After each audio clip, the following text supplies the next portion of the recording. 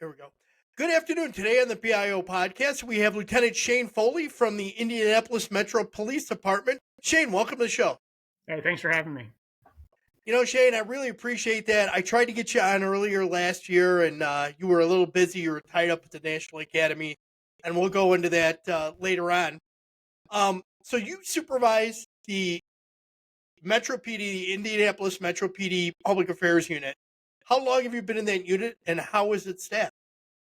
Been in the unit for just over 2 years. We've got 4 police officers, 1 lieutenant, 1 sergeant, 2 patrol officers, a professional staff member, chief communication officer who used to work in news, and then 1 videographer. Wow, you got quite a decent sized complement there. So let me ask you this: what's the population of Indianapolis? I'm sure everybody knows where that's at, but what's the population of the city, and what's the sworn versus civilian size of the department? Yeah, we're just under 900,000 in the city. We've got about 1,550 sworn and just under 200 non-sworn professional staff. Wow, so a very large size agency in a almost a million population. That's amazing. And on top of it, you have two major highway corridors going right through the center of your town, correct? We've got more than that. We've got, I think, 4. Four. Okay. I know We've got 65 70, is one. 74, 65, and 69. Okay. So you got a lot of them coming, and which means that you're pretty much getting traffic from everywhere. Yeah, we are. All across the country. All right. So you recently graduated from the National Academy. How was that experience? And I know they have stuff in there for public information. What was your experience with that? Yeah, it was a really good experience. Some of the best experience was meeting people from across the world. Not just across the country, but across the world. Places like Morocco and Maldives. Learned a lot while I was there. One of the best components was Ken and Gail's media relations component. Mm-hmm. I feel like I had a leg up on a lot of people that were there, but I learned a lot, and we brought some of that back. And we had a training program for PIOs across the Midwest that was free for them to attend, and we brought some of the material from that training back to Indiana and was able to share those with other people. Okay, great. So let me ask you this: you have a very large, and I'm going off the questions here, but you have a very large PIO contingent. In other words, if something big happens in town, you've got a fairly decent amount of backup. But do you rely at all on like ISP or anything like that, or one of the other agencies locally? Yeah, we did, particularly during the FedEx shooting we had a couple years Mm-hmm. ago. John Prine from the Indiana State Police was very instrumental and helped out a lot. So it's a team effort. We help others that are local and in the area, and if needed, they're willing to step up and help us as well. Excellent, excellent. So, I mean, that's really the kind of the way it's going with a lot of agencies is to realize that you have to reach out and utilize what's available because not everybody can do it by themselves. It's impossible. So, while he was, I got to ask this: social media platforms. What are you guys utilizing? Facebook, Instagram, YouTube, Twitter, and LinkedIn. Okay. How is LinkedIn? Is it more of a recruitment site for you guys, or is it everything? We put more of our professional material, officer spotlights, series before the badge, some of those things that highlight the good work of our officers, and then for recruiting. Okay, excellent.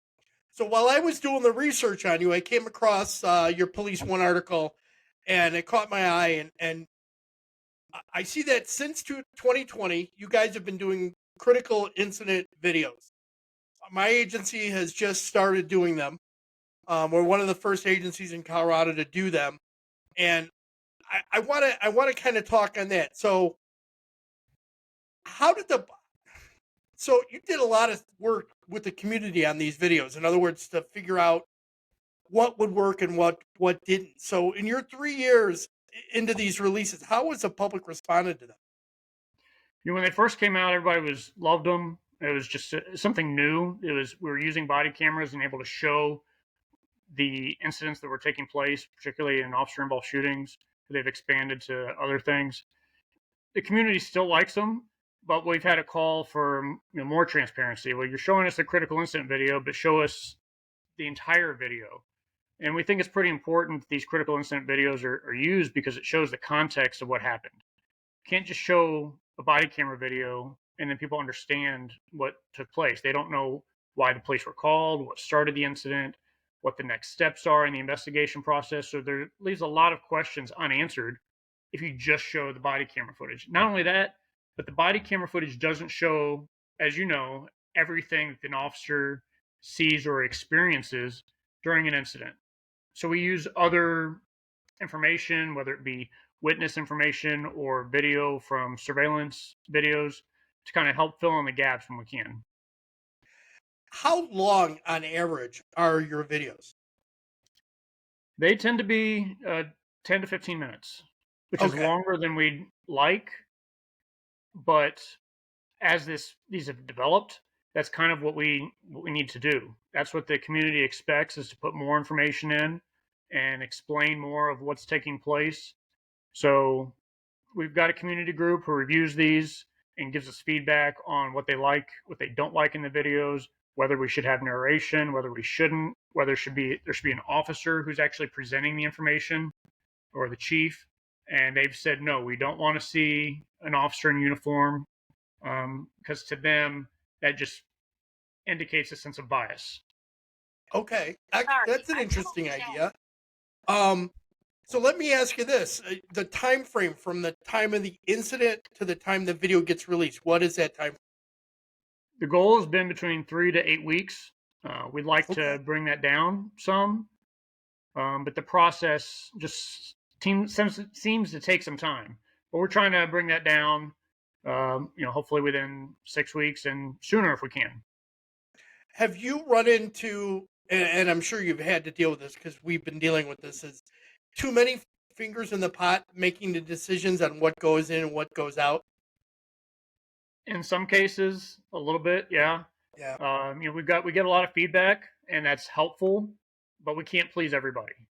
Right. We can't make everybody happy. So we take what we can, we try to incorporate what we can, but ultimately, if we had too much, if you will, feedback, it would take 6 months to get one out.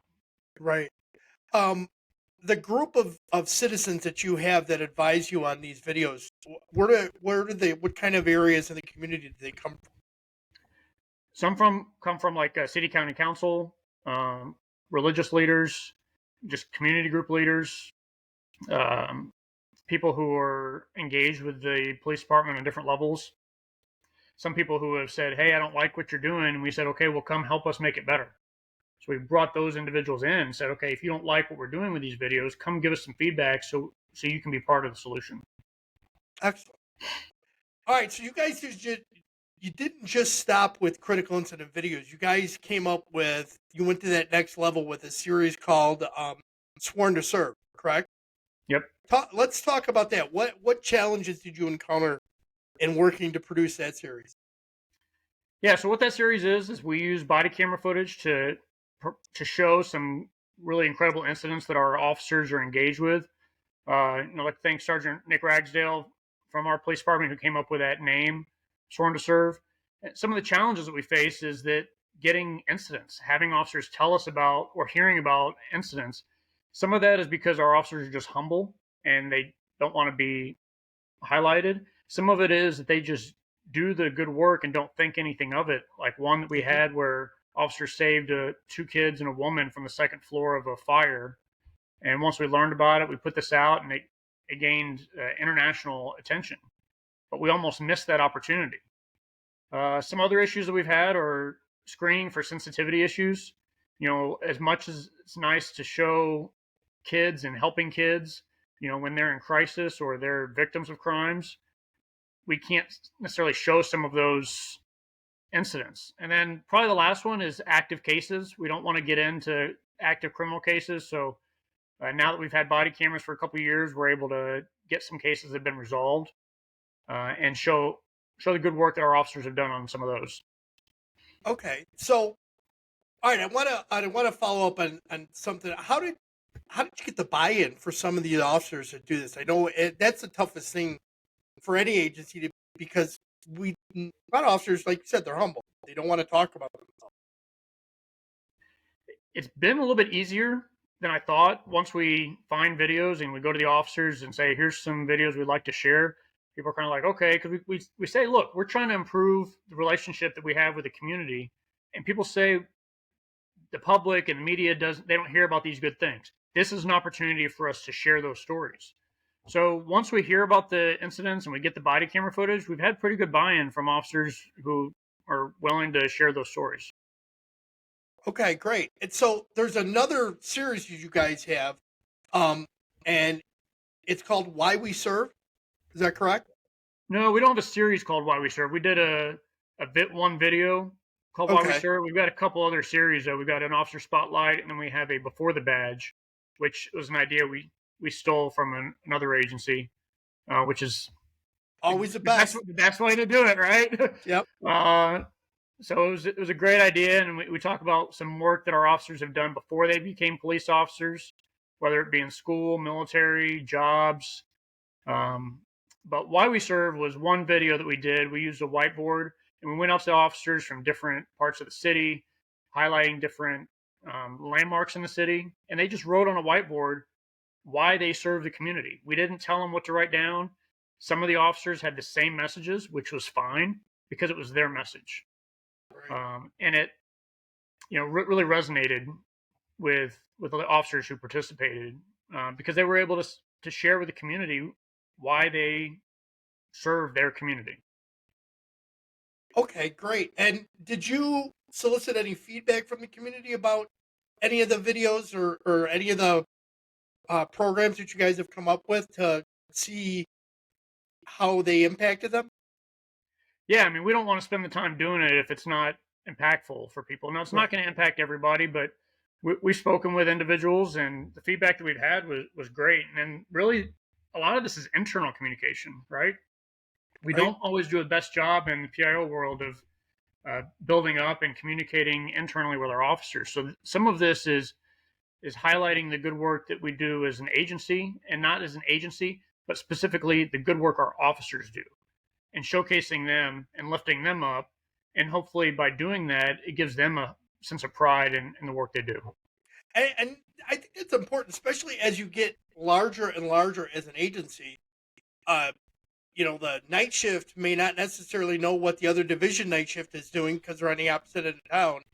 And here you're going to highlight something somebody did that helps bring up the pride for the entire agency, but it also maybe it inspires somebody else to do something at a later date, right?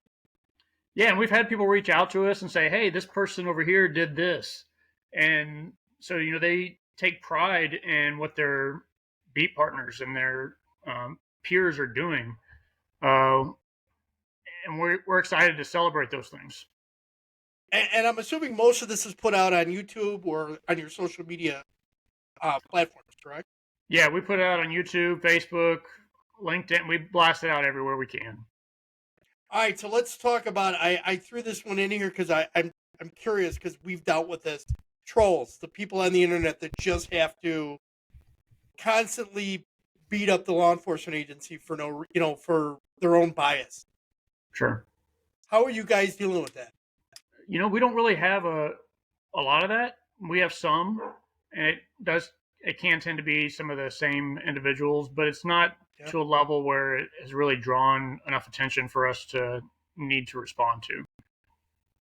Okay, that's good. Well, that's awesome. You guys are the heartland of the country. I mean, so you do tend to have you're fairly the community itself is fairly conservative community, Midwest, correct? The Midwest is, Indianapolis is not. Okay. Okay. Well, I learned something new today. Yeah, Um, Indiana's a pretty conservative state, but Indianapolis is more liberal. okay. So, Shane, is there a question that you would have liked for me to ask that, and how would you have answered it? Oh wow, put me on the spot here. Um, one of the things I kind of thought you were going to ask is like, what was one of the biggest surprises as Well, a new that's coming. PIO? That's coming. Uh, I think that for me, I'm a law enforcement professional who's thrown into the communications world, whereas a lot of our peers are communications professionals who thrown into the law enforcement world. But I was really surprised by the amount of work that PIOs do with communicating with the media every day, uh, all day, and it's just almost nonstop. And when we have people come in to do details of their office, they're like, "Man, you guys do a lot more than just talk on the news." And I'm like, "Yes, we do. Yeah, it's Yes, we not just do." sending out a news release, right? It's Right. it's It's not just about Facebook and Twitter and talking to the media a couple times a day. yeah. All right, so here's another question for you.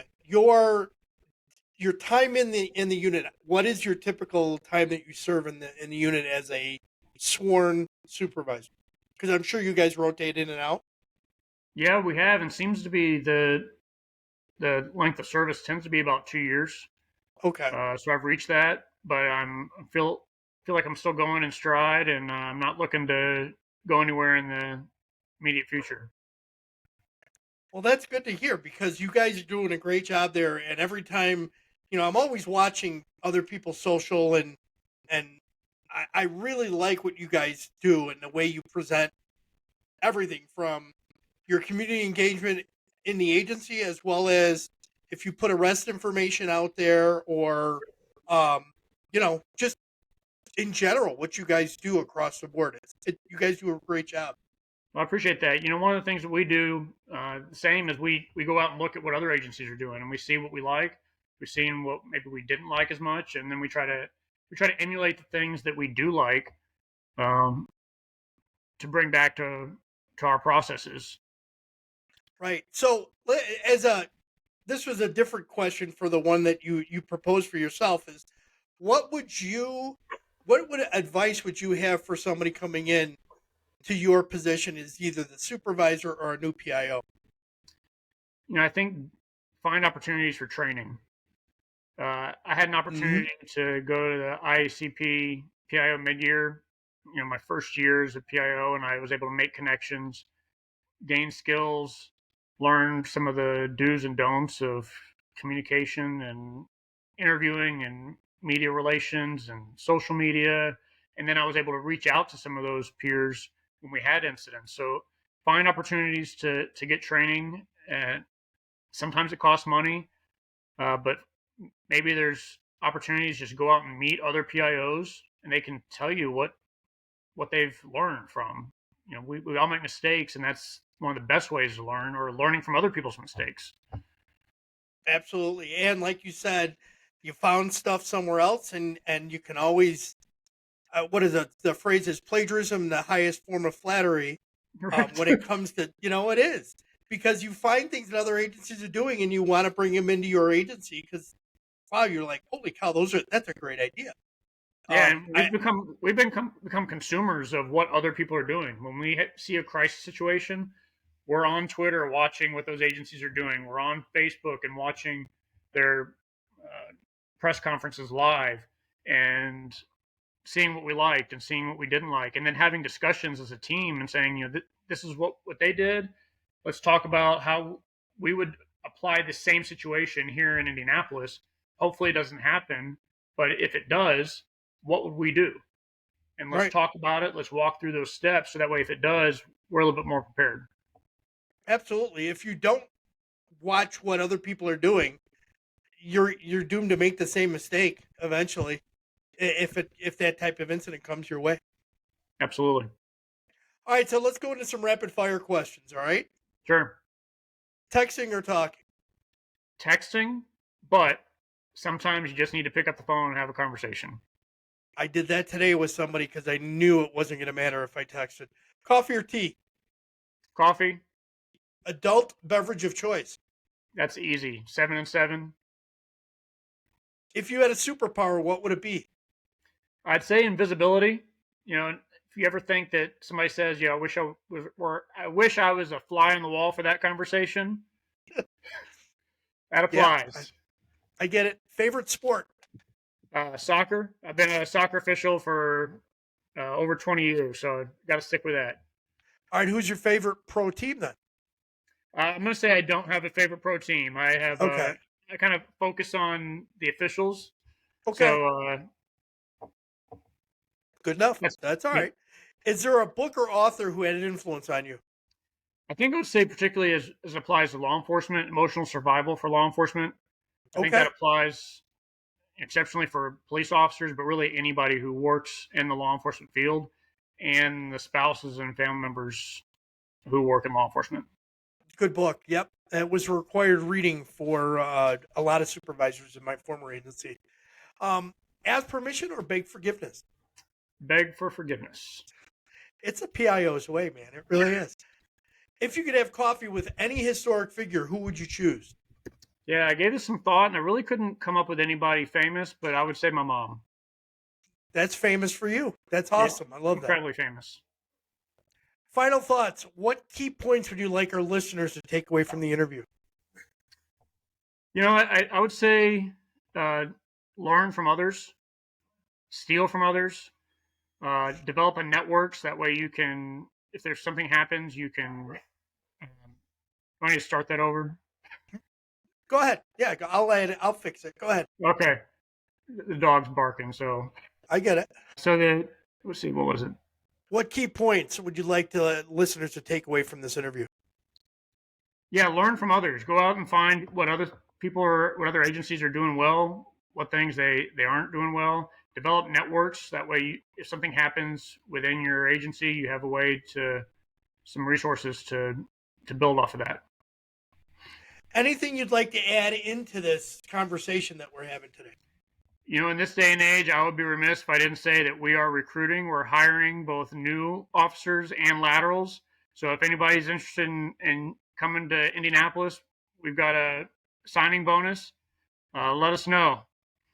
Make sure you send me a link and I'll make sure I put it in the show notes. Will do. How could people best reach out and if they want to connect and talk about maybe possibly coming to work for IMPD? Yeah, email is shane.foley@indy.gov. I'm on Twitter and LinkedIn. And I will add all of that into the show notes. Shane, thank you Thank for you. coming on the show. I appreciate it. Thanks for having me.